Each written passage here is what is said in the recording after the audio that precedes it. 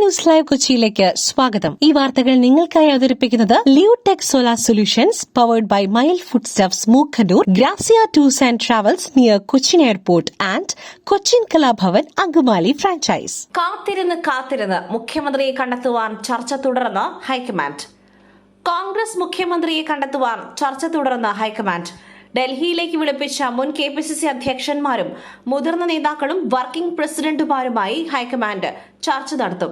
മുഖ്യമന്ത്രിയെ സംബന്ധിച്ച സംസ്ഥാനത്തെ പൊതുവികാരം വിലയിരുത്തുവാൻ ഹൈക്കമാൻഡ് കേരളത്തിലേക്ക് അയച്ച രഹസ്യ നിരീക്ഷകർ ഇന്ന് റിപ്പോർട്ട് നൽകിയേക്കും. മുഖ്യമന്ത്രി ചർച്ചയിൽ നാളെ തീരുമാനമുണ്ടാകുമെന്ന് K മുരളീധരൻ പറഞ്ഞു.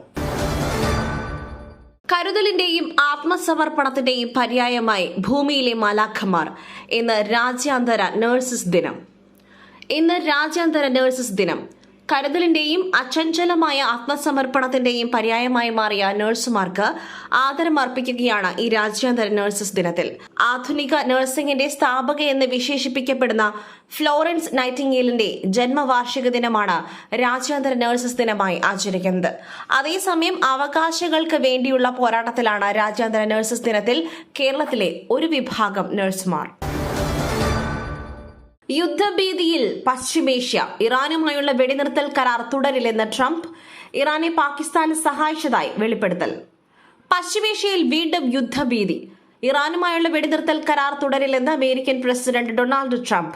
ഇറാനുമായുള്ള വെടിനിർത്തൽ കരാർ അതീവ ഗുരുതരാവസ്ഥയിലെന്നും വെടിനിർത്തൽ തുടരുവാനുള്ള സാധ്യത കുറവാണെന്നും ട്രംപ് പറഞ്ഞു. ഇറാന്റെ പ്രതികരണം വെറും ചവറായിരുന്നുവെന്നും വായിക്കുവാൻ പോലും തോന്നിയില്ലെന്നും ട്രംപ് പറഞ്ഞു. ഇറാനെതിരെയുള്ള സൈനിക നടപടിക്ക് അമേരിക്ക ഹോർമുസ് കടലിടുക്ക് ഉപയോഗിക്കുമെന്നതിനാലാണ് അടച്ചതെന്ന് ഇറാൻ വിദേശകാര്യ വക്താവ് ഇസ്മായിൽ ബഗായ്. ബാഴ്സയുടെ ആഘോഷത്തിൽ പലസ്തീൻ പതാകയേന്തി ലാമിൻ യമാൽ. സോഷ്യൽ മീഡിയയിൽ കയ്യടി. 29ാം തവണയും ലാലിഗ കിരീടം ചൂടിയ സ്പാനിഷ് ക്ലബ് ബാഴ്സലോണയുടെ ആഘോഷ പരിപാടികൾക്കിടെ പലസ്തീന് ഐക്യദാർഢ്യം പ്രഖ്യാപിച്ച് കൗമാര താരം ലാമിൻ യാമൽ. പലസ്തീൻ പതാകയേന്തിയാണ് അദ്ദേഹം തുറന്ന വാഹനത്തിൽ സഹതാരങ്ങൾക്കൊപ്പം സഞ്ചരിച്ചത്. ഇതിന്റെ വീഡിയോ ദൃശ്യങ്ങൾ വൈറലായതോടെ സാമൂഹിക മാധ്യമങ്ങളിൽ സ്പാനിഷ് കൗമാര താരത്തെ പ്രശംസിച്ച് ഫുട്ബോൾ ആരാധകർ രംഗത്തെത്തി. ട്രാഫിക് ലൈറ്റും പാലവും ഇനി കണ്ടുപിടിക്കേണ്ട. മനുഷ്യനാണെന്ന് തെളിയിക്കുവാനുള്ള ഗൂഗിൾ ക്യാപ്ച മാറുന്നു. ഇനി QR കോഡ്. ഇന്റർനെറ്റിൽ വിവിധ സൈറ്റുകളിൽ ബ്രൗസ് ചെയ്യുമ്പോൾ മനുഷ്യനാണെന്ന് തെളിയിക്കേണ്ട ഒരു സാഹചര്യം എല്ലാ ഉപഭോക്താക്കളും നേരിട്ടിട്ടുണ്ടായിരിക്കും. എന്നാൽ ഗൂഗിളിന്റെ ഈ ക്യാപ്ച സംവിധാനം മാറ്റത്തിനൊരുങ്ങുകയാണ്. ഇനി മുതൽ ട്രാഫിക് ലൈറ്റും പാലവും കാറും ഒന്നും കണ്ടെത്തി മനുഷ്യനാണെന്ന് തെളിയിക്കേണ്ട അവസ്ഥയുണ്ടാകില്ല. പകരം എത്തുന്നത് QR കോഡ് സംവിധാനമാണ്. വെബ്സൈറ്റുകൾ ഉപയോഗിക്കുന്നത് കൂടുതൽ എളുപ്പമാകും എന്നാണ് പറയുന്നത് എങ്കിലും സ്വകാര്യതയ്ക്ക് വെല്ലുവിളിയാകുന്ന പ്രശ്നം ഒരു വശത്ത് ഉയർന്നു വന്നിട്ടുണ്ട്. പുട്ടു രുചികരമാവണമെങ്കിൽ മയിലിന്റെ പുട്ടുപൊടി തന്നെ വേണം. അതിന് ചെമ്പാപ്പുട്ടാണെങ്കിലും അങ്ങനെ തന്നെ. മയിൽ റൈസ് ആൻഡ് ഫുഡ് പ്രൊഡക്ട്സ്, ശ്രേഷ്ഠം സമ്പുഷ്ടം. ഇന്ധനവില വർദ്ധിപ്പിക്കുവാൻ ഒരുങ്ങിയ എണ്ണ കമ്പനികൾ 2 ദിവസത്തിനകം പ്രഖ്യാപനം. ഇന്ധനവില വർദ്ധിപ്പിക്കുവാൻ ഒരുങ്ങി പൊതുമേഖലാ എണ്ണ കമ്പനികൾ. കേന്ദ്ര സർക്കാരിൽ നിന്നും കമ്പനികൾക്ക് അനുമതി ലഭിച്ചതായി സൂചന. 2 ദിവസത്തിനകം പ്രഖ്യാപനമുണ്ടായേക്കും. പെട്രോളിനും ഡീസലിനും ലിറ്ററിന് 5 രൂപ കൂട്ടുവാനാണ് സാധ്യത.